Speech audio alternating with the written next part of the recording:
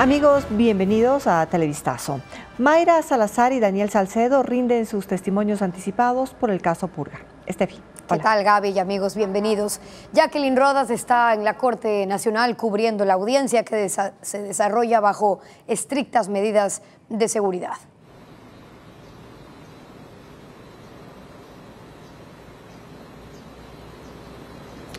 Estefi, ya terminó el testimonio anticipado de Daniel Salcedo. Él se ha referido a una reunión que mantuvo en el año 2022 dentro de la cárcel 4 con el ex vicepresidente de la República, Jorge Glass, y Cristian Romero. Actualmente Cristian Romero es un abogado que está prófugo en el caso Metástasis, que defendió a Jorge Glass y también tuvo entre sus clientes al narcotraficante Leandro Norero. Según el testimonio de Salcedo, Glass, Cristian Romero y él en esta reunión trataron sobre el habeas corpus que finalmente les concedió el juez Bani Molina de Portoviejo en agosto de 2022, este polémico habeas corpus. Él dijo que a él le iba a costar $150,000 y que cuando le preguntó a Cristian Romero cuánto le iban a cobrar a Jorge Glass por ese mismo habeas corpus, dijo que eso lo está negociando Virgilio.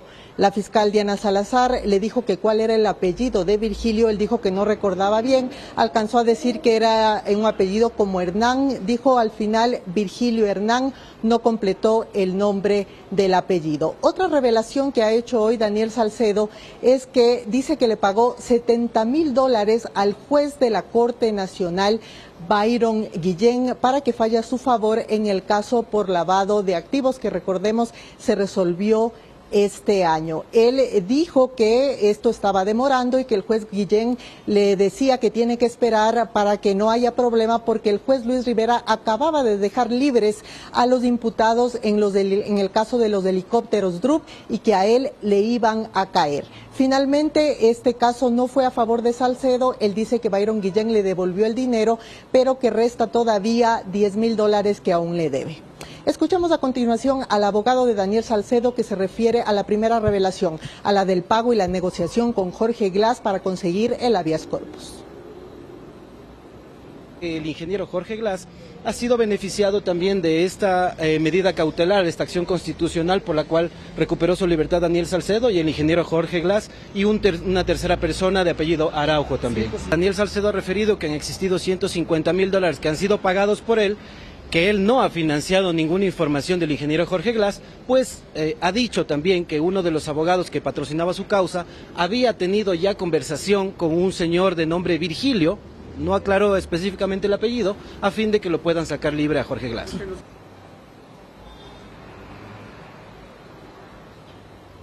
Daniel Salcedo ha incriminado en total a 8 jueces, la mayoría del Guayas, el juez de Portoviejo y el juez Guillén, en todas esas negociaciones y pagos por fallos. Al momento está rindiendo el testimonio Mayra Salazar y todos los detalles de estos dos testimonios les tendremos en nuestra siguiente emisión. 3 muertos y 2 heridos es el saldo del ataque en un circo en Manta. En la balacera de anoche fue asesinado el asambleísta alterno de Los Ríos, Cristian Nieto, y su esposa, Nicole Burgos, que eran parte de los organizadores del espectáculo. Con boleto. Eran cerca de las 8 de la noche de este domingo cuando 2 sicarios abrieron fuego en un circo de Manta. Ocurrió mientras se realizaba una transmisión digital anunciando la función que estaba a punto de comenzar. Allí quedó grabado el momento en que decenas de personas corrieron para esquivar las balas. Según la policía, el ataque estaba dirigido a Cristian Nieto, asambleísta alterno de Los Ríos por Revolución Ciudadana y creador de contenido que era parte de la organización del espectáculo. Los asesinos ingresaron por detrás de las toldas del circo y dispararon contra él y su esposa, Nicole Burgos. ¡Una ambulancia! ¡Mataron a Pim! Ambos murieron minutos después de ser llevados a diferentes casas de salud. Otras 3 personas quedaron heridas, pero durante la madrugada una de ellas falleció. Se trata de un joven de 24 años que era parte del público. La policía señaló la mañana de este lunes que aún no se ha determinado la causa del ataque. Los criminales huyeron en un auto rojo y luego incineraron el vehículo en el cantón Montecristi. Haciendo las verificaciones con la Policía Judicial del distrito Babahoyo, ya existió algunos procedimientos en los cuales estaba sindicado justamente la persona a la cual nos estamos refiriendo, Cristian Eladio Nieto Vera, de 34 años de edad. Consta con 4 procesos judiciales. Un proceso judicial en el 2018 por extorsión, otro en el 2018 por estafa, en el 2021 que tiene un archivo de una investigación previa y el 2024 por intimidación. Esta mañana se observó un patrullero con 2 policías en el sector La Poza, noroeste de la ciudad, donde está instalado el circo. Mientras se conoció que colaboradores del asambleísta y su esposa acudieron al centro forense del cantón para retirar los cuerpos que serán trasladados a su natal Babahoyo, en Los Ríos. En las últimas semanas, un promedio de 4 personas son asesinadas al día en Manabí. Investigaciones de la policía detallan que un cártel mexicano busca aniquilar a las mafias locales. Datos de investigación de la policía a los que Televistazo tuvo acceso indican que parte de la guerra criminal que se vive en Manabí es financiada por el cártel mexicano Jalisco Nueva Generación. Su objetivo es el grupo Los Choneros o cualquier otro aliado local al cártel Sinaloa y tener el control del traslado de cocaína. Los crímenes que la policía atribuye a este grupo tienen 2 características. Los sicarios usan fusiles de guerra de hasta 600 metros de alcance y luego de los asesinatos, los carros son incinerados para no dejar rastro. Además, Televistazo conoció que en algunos casos llegan a Manabí extranjeros específicamente para ejecutar el hecho y enseguida abandonan el país. Las cifras confirman que Manabí es una de las 3 provincias donde las muertes violentas se mantienen al alza. Del 1 de enero al 3 de junio de 2023 mataron a 320 personas. En el mismo periodo de 2024 subió a 372.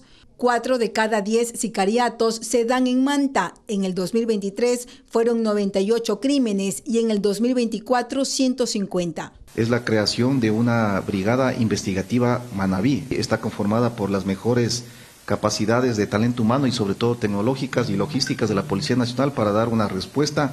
Pero ni esa brigada ni el estado de excepción frenan las muertes. Solo en los últimos 10 días se reportaron 44. El 98% de los sicariatos está relacionado al tráfico de drogas. La policía argumenta que los operativos realizados no solo buscan desarticular a los choneros, sino a todas las redes criminales. Ha permitido el tema de un fraccionamiento de otro grupo terrorista que es contrario a los choneros en Manta.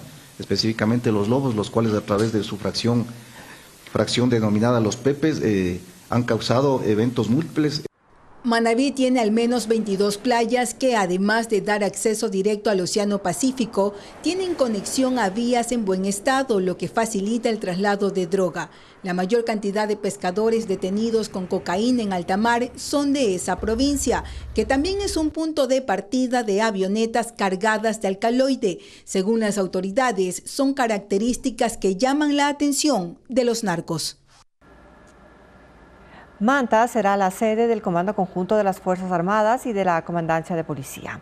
La decisión fue anunciada por el presidente Noboa en el encuentro sobre seguridad que se lleva a cabo en Quito. Adriana Bermeo cubrió el evento. Las fuerzas militar y policial se concentrarán en Manta. La mañana de este lunes, el presidente Daniel Noboa anunció que las sedes del Comando Conjunto de las Fuerzas Armadas y de la Comandancia de la Policía serán cambiadas temporalmente a Manta. Esto ocurre después de que la noche de ayer asesinaran al asambleísta alterno Cristian Nieto de la Revolución Ciudadana y a su esposa en un circo de esa ciudad. El anuncio se dio en el marco del encuentro de seguridad frente a los grupos de delincuencia organizada que fue presentado por el Banco de Desarrollo de América Latina y el Caribe, CAF. Y desde ahí se pelea esta guerra, este conflicto armado interno. Yo en las próximas semanas estaré principalmente en Guayaquil y en Manta, también dando el ejemplo y dándole seguimiento a lo que está pasando y las acciones que van a tomar nuestras fuerzas de orden, así como nuestros ministros. La alcaldesa de Manta, Marciana Valdivieso, y el prefecto de Manabí, Leonardo Orlando, dijeron estar listos para que el Frente de Seguridad opere desde esta ciudad.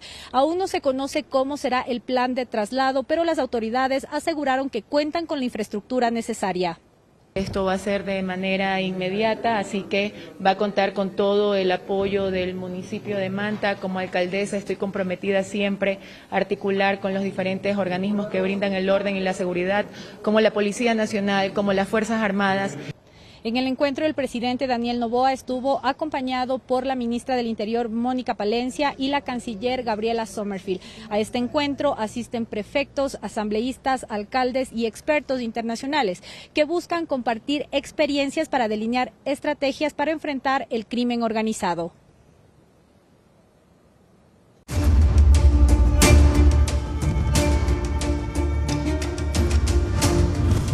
Sheinbaum, heredera incondicional.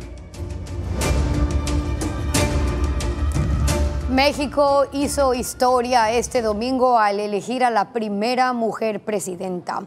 Los resultados del escrutinio en el Instituto Nacional Electoral consolidan el triunfo de Claudia Sheinbaum del oficialista partido Morena con 58.95% de los votos.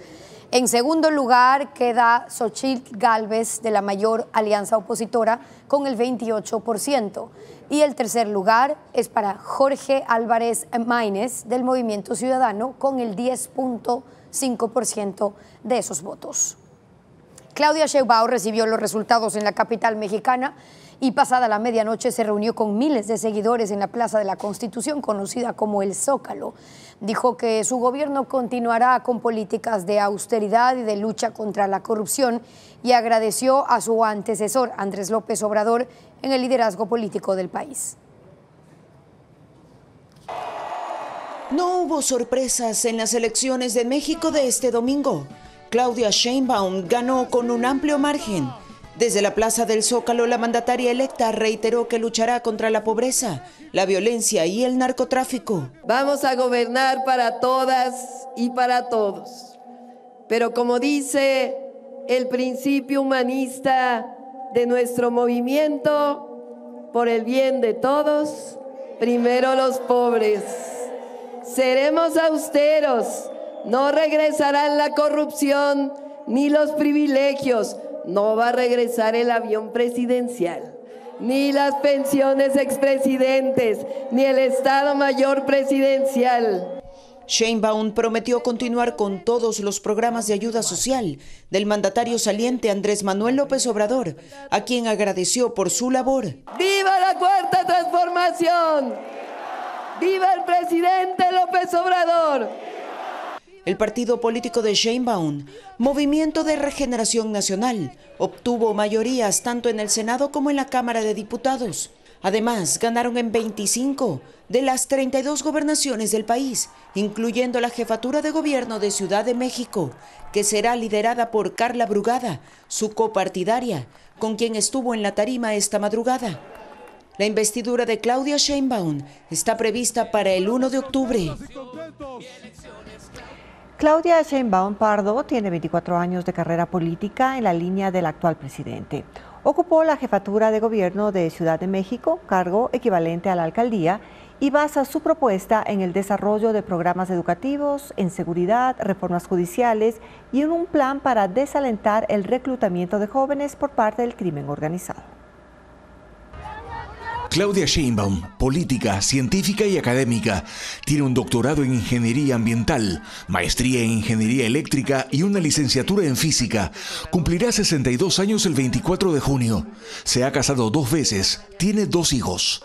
Ganó esta elección presidencial de la mano del partido Morena, en alianza con el Partido del Trabajo y el Partido Verde Ecologista, en una coalición llamada Sigamos Haciendo Historia.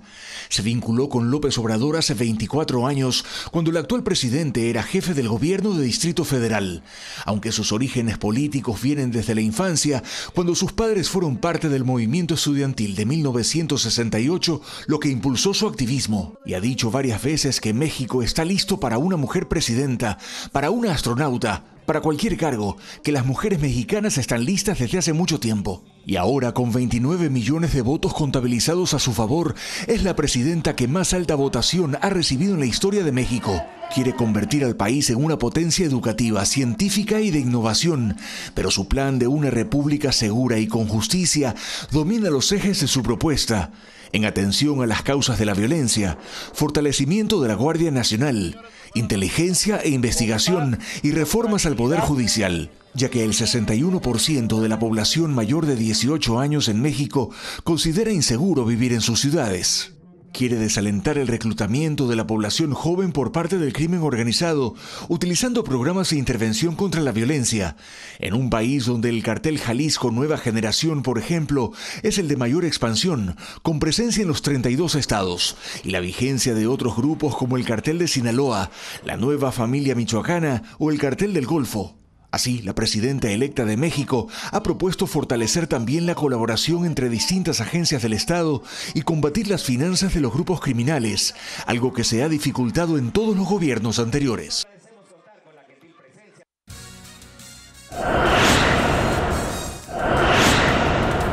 ¿Cómo será el suministro de combustible tras el nuevo daño de la refinería de Esmeraldas?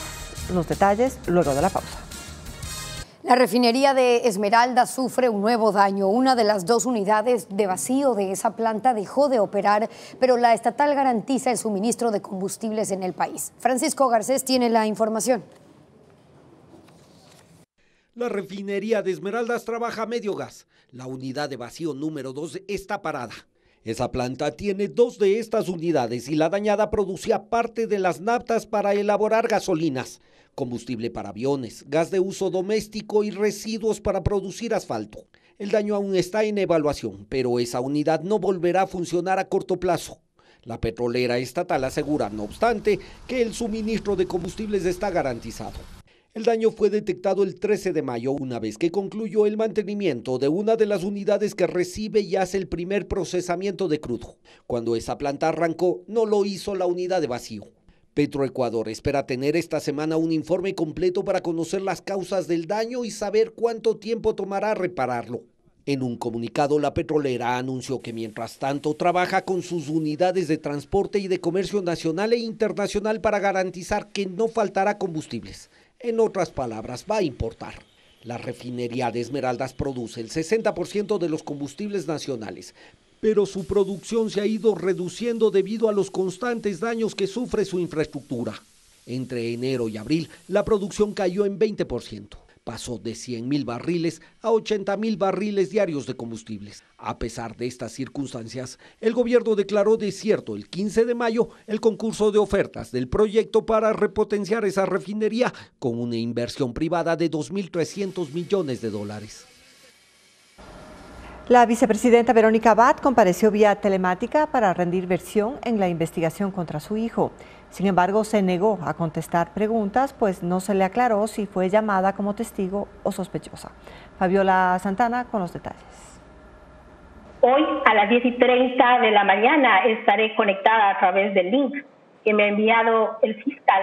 Tal y como lo anticipó en Ecuavisa, la vicepresidenta de la República, Verónica Abad, se conectó vía Zoom para rendir su versión desde Tel Aviv en el caso de oferta de tráfico de influencias que investiga a su hijo Francisco Barreiro. Lo hizo en el tercer llamado de fiscalía y se negó a responder preguntas. La segunda mandataria pidió al fiscal del caso, Carlos Alarcón, que le aclare si fue convocada en calidad de testigo o de sospechosa. La fiscalía ratificó que tiene la potestad de llamar a cualquier persona a rendir una versión. La respuesta no satisfizo a Abad y ella se limitó a decir que no conoce detalles de la investigación más allá de lo que se publica en redes sociales y medios de comunicación y se acogió al silencio, por lo que la diligencia duró apenas 10 minutos. La investigación contra Francisco Barreiro, hijo de Abad, se da por la supuesta oferta de cargos en la vicepresidencia de la República. La Fiscalía podrá hacer vinculaciones hasta el 19 de junio cuando termina la instrucción fiscal. Tanto la investigación del hijo de la vicepresidenta como el llamado para que ella rinda versión se da en medio de la pugna entre los mandatarios. En entrevista con el programa Contacto Directo, Verónica Abad ratificó que no dará un paso al costado mientras el gobierno busca una vía legal para evitar que asuma la presidencia. Considera que la consulta que planteó el Ejecutivo a la Procuraduría para que Daniel Noboa no tenga que ausentarse para hacer campaña por la reelección atenta contra la democracia. Luisa María Heredia con el informe. Para la vicepresidenta Verónica Abad, quien cumple funciones como embajador en Israel, la consulta que planteó el gobierno a la Procuraduría General del Estado sobre si Daniel Noboa debe o no pedir licencia para candidatizarse otra vez a la presidencia, en vista de que llegó a Carondelet luego de la muerte cruzada, es un golpe directo a la democracia. Es una forma impresentable completamente de atropellar abiertamente a las normas y a la Constitución que nos rige a nosotros como servidores públicos, sobre todo gobernantes. El equipo jurídico de la presidencia trata de encontrar una vía legal para evitar que Abad reemplace a Noboa. Para eso recurrió a la Procuraduría y este organismo a su vez al Consejo Nacional Electoral, que debe emitir un criterio jurídico. Va a buscar todos los mecanismos que sean posibles para que yo no llegue a la presidencia en el orden natural constitucional. Porque no es mi querer, no es que yo quiero por capricho y me aferro. El pueblo ecuatoriano me eligió, es una responsabilidad que yo tengo con el pueblo ecuatoriano de seguir haciendo lo que me encomendó. Abad insiste en que esa búsqueda constante de cómo sacarla del cargo la ha convertido en víctima de persecución política por parte de Noboa y su gabinete. Usan a una secretaria de comunicación para llamarme corrupta y que he estado en escándalos de corrupción. Yo le pregunto a ella cuáles.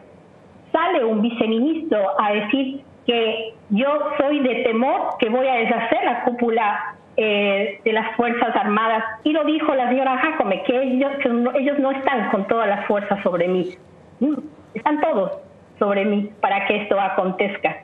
Cuando el pueblo ecuatoriano paga sus sueldos para que puedan trabajar por los ecuatorianos. La vicepresidenta hace un llamado a los entes de control. Le pide a la Asamblea y a la Fiscalía revisar el accionar de los funcionarios públicos que han dedicado buena parte de sus recientes apariciones a posicionar un mensaje que, según considera, atenta contra ella y la Constitución.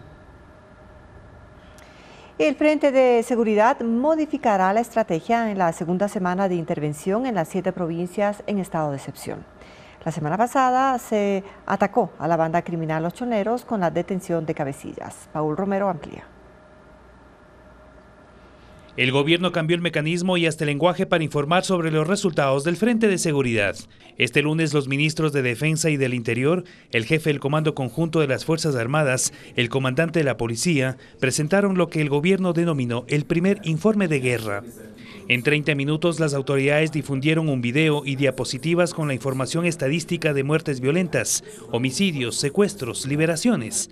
Según los funcionarios, la guerra declarada a los grupos terroristas la está ganando el Estado.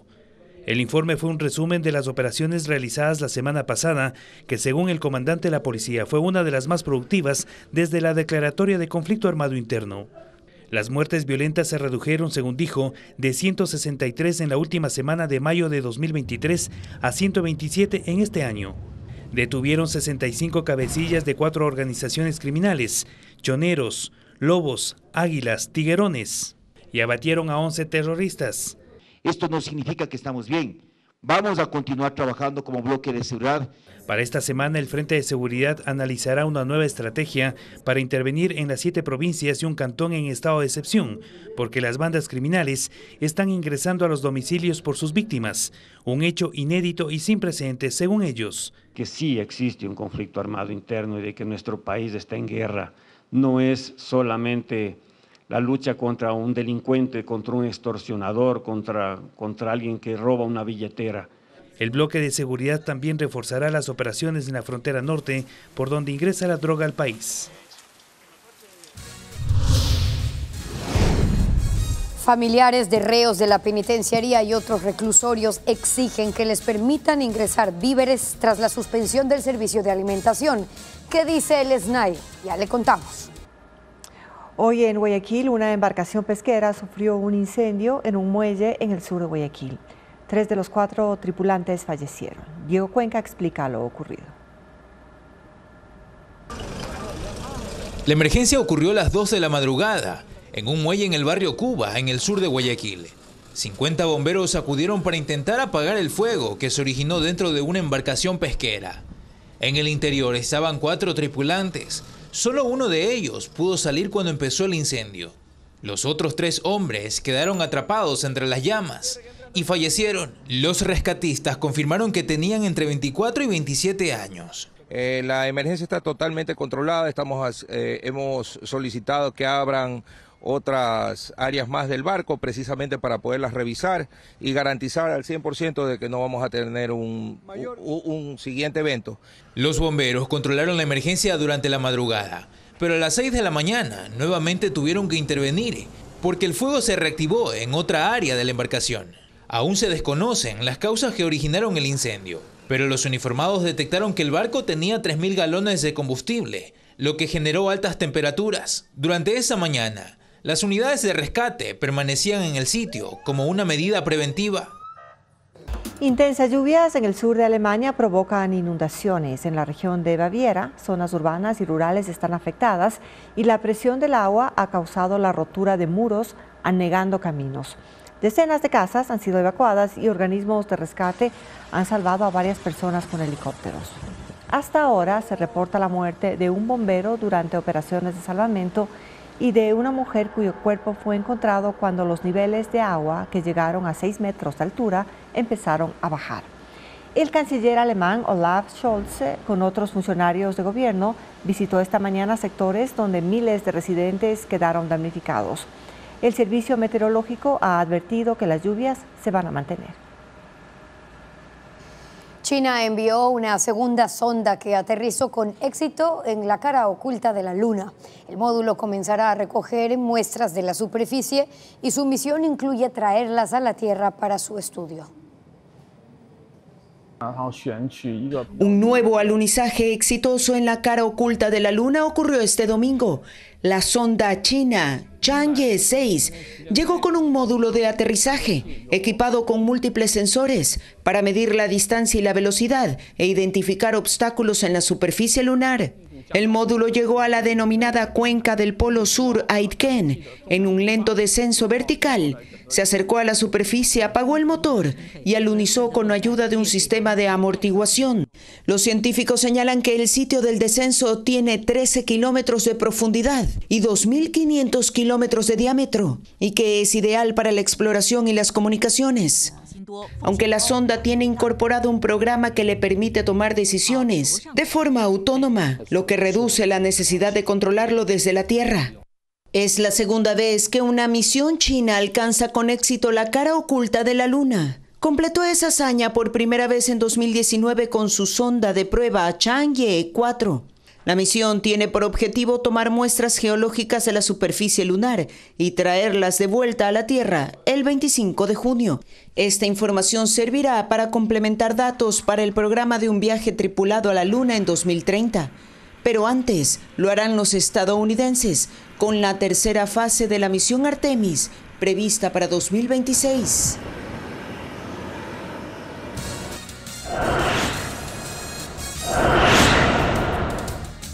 Vandalizan un tren del metro de Quito. La unidad amaneció pintada con grafitis. Los detalles luego de la pausa. Un tren del metro de Quito fue vandalizado por 3 hombres que pintaron grafitis. La Fiscalía investiga el hecho que ocurrió la noche del domingo. Carla Delgado informa. El metro de Quito no deja de ser noticia. Este domingo uno de sus trenes fue vandalizado. La imagen de la unidad llena de grafitis circuló rápidamente por redes sociales. 3 personas activaron una de las palancas de emergencia para detener la unidad y en cuestión de segundos, según el gerente del puesto central del control Ramón Bedoya, vandalizaron uno de los vagones. Una vez que se activa, el tren tiene cámaras, desde PCC tenemos un circuito cerrado de televisión bastante robusto y bastante confiable que nos permitió actuar de manera inmediata. Tengamos en cuenta también es que lo hacen muy rápido, esta gente son expertos por lo general y es una situación que se ha presentado en varios metros del mundo con altos niveles de seguridad. Esto ocurrió cerca de las 9 de la noche, entre la parada de Solanda y Morán Valverde al sur de Quito. Las 3 personas huyeron y además violentaron una de las salidas de emergencia. El metro de Quito tiene bien asegurada su infraestructura, todos los bienes del metro de Quito están asegurados. Y cuando esto sucede, de una vez se activa la aseguradora y se procede. Este vandalismo es cuestionado por la veeduría del metro, que dice que no es la primera vez que se vulnera el sistema de transporte, a pesar de que cuenta con 700 cámaras y controles a los usuarios. Esa veeduría dice haber solicitado información sobre los contratos de seguridad a la empresa del Metro de Quito desde hace algunos días y que no ha logrado tener información. Y ahí nos deberían decir si hay un contrato de seguridad privada. ¿Qué pasó con la seguridad privada? ¿Cierto? Por otro lado, hay que decirle a la Policía Nacional cuántos miembros de la Policía Nacional están en cada parada para poder actuar con rapidez y agilidad. La denuncia ya está en la Fiscalía. El delito por dañar un bien público se castiga con cárcel de 3 a 6 meses. La pena aumenta incluso a 3 años si a causa del daño se paraliza el servicio. Informa cómo será la logística para receptar donaciones. Y esto en medio de la incertidumbre de familiares de los reos. Informa Bessie Granja. A las 10 horas de este lunes, un grupo de familiares de los reos llegó a los exteriores de la penitenciaría del Litoral. No nos dejan pasar, todavía no nos dan. La madre de un preso muestra una maleta donde guardaba leche, suplementos y remedios para la acidez estomacal, que no fueron recibidos por los policías que custodian el ingreso de esa cárcel de Guayaquil.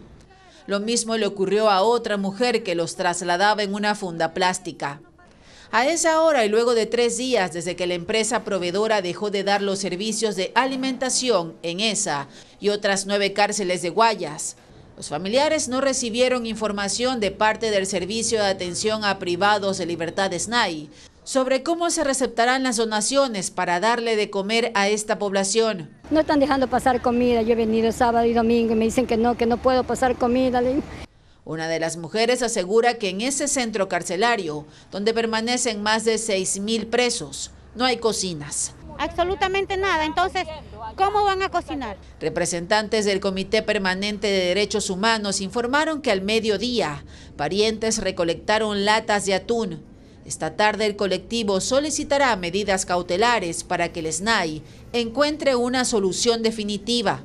Una medida que se adoptó un mes atrás para otras 20 cárceles del país que se quedaron sin el proveedor y que siguen viviendo de donaciones. Mientras en Ambato, tal como consta en este comunicado, se conoció que el pasado 22 de mayo la líder de la unidad zonal del SNAI solicitó al director distrital de educación la donación de fideos, arroz, lentejas y otros alimentos para darles comida a los adolescentes del centro de infractores. Hasta ahora el SNAI no contesta cuál será la solución para este problema de 30 cárceles.